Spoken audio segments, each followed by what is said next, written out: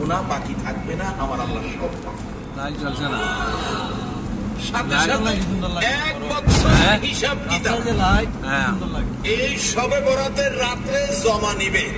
1 বছরে কি করছেন, আর বাকি বছরের বাজেট আপনার কি হবে, কে অ্যাক্সিডেন্টে মরবেন, কে কি দিয়ে খাবেন, এই বাজেটটা আপনাকে দেওয়া হবে। যদি বাজেট ব্যতিক্রম হয়ে থাকে, আপনি যদি কান্নাকাটি করেন, পরিবর্তন করে আপনার বাজেট ভালো বাজেট হয়ে যাবে।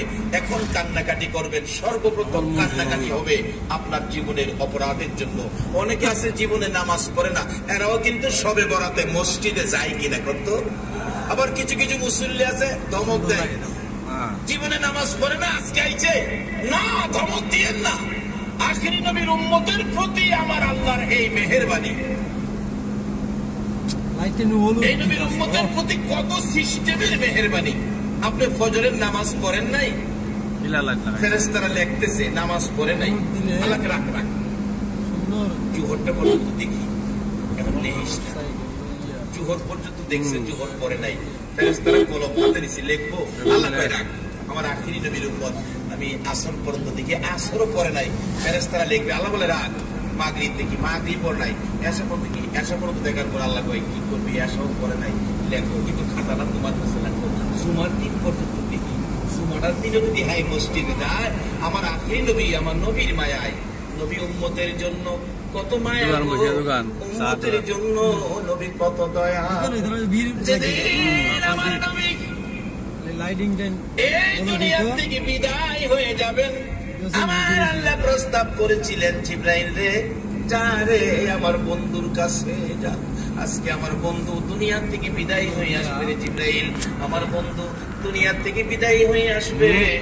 ও জিবরাইল, এই জমিনে থাকাকালীন আমার বন্ধু বহু জায়গায় মার খেয়েছে, বহু জমিনে বন্ধুর পবিত্র রক্ত মুবারক লেগে আছে। জিবরাইল না রে, আমার বন্ধুকে এই রক্ত মাখা জমিনের মধ্যে দাফন করতে দেওয়া হবে না। আমার বন্ধুর কাছে প্রস্তাব নিয়ে যাও, বন্ধুর দেহ মুবারক আমি আল্লাহর আরশের ডান পাশে দাফন করব। এই প্রস্তাব জিবরাইল নিয়ে ডাকতেছেন, ইয়া রাসূলুল্লাহ, আল্লাহর সালাম গ্রহণ করুন। আমি জিবরাইলের সালাম গ্রহণ করুন। হুজুর, আপনার জন্য এমন সুন্দর প্রস্তাব নিয়ে আসছি, যেটা হযরত আদম আলাইহিস সালাম থেকে শুরু করে ঈসা আলাইহিস সালাম পর্যন্ত কারো জন্য ফাঁস হয় নাই। কি প্রস্তাব রে জিবরাইল? ইয়া রাসূলুল্লাহ, আপনার দেহ মুবারক আল্লাহর আরশের ডান পাশে দাফন হবে। আপনি খুশি হন, আপনি কবুল করুন, আপনি গ্রহণ করুন। আমার নবী এত সুন্দর প্রস্তাব শুনেও খুশি হলেন না, চোখের পানিগুলো গাল বেয়ে বেয়ে ঝরতেছে। জিবরাইল আশ্চর্য হলেন, ইয়া রাসূলুল্লাহ, এত সুন্দর প্রস্তাব শোনাইলাম, চোখের পানি ছেড়ে কাঁদলেন, খুশি হলেন না, কারণটা কি? আমার নবী বলেন, জিবরাইল কেন কাঁদলাম রে? শুনো, আমার দাফন যদি আল্লাহর আরশের ডান পাশে হয়, আমি নবী যদি আরশের ডান পাশে পড়ে থাকি, আমার উম্মতেরা যখন মনে